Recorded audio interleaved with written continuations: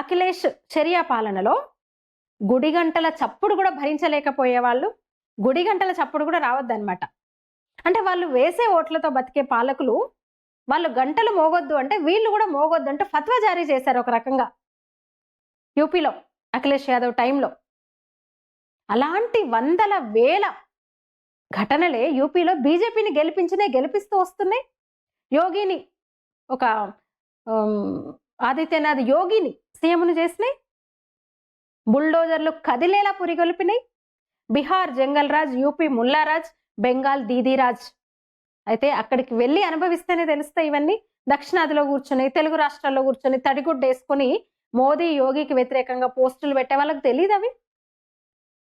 అఖిలేష్, తేజస్వి, మమతాలు గెలవాలని కోరుకునే ఇక్కడ వాళ్ళకి తమ అక్కలు, చెల్లెళ్ళు, భార్యలు, తల్లులు, కూతుళ్ళు ఎంత భద్రంగా ఉంటుంది అస్సలు ఐడియా ఉండదు.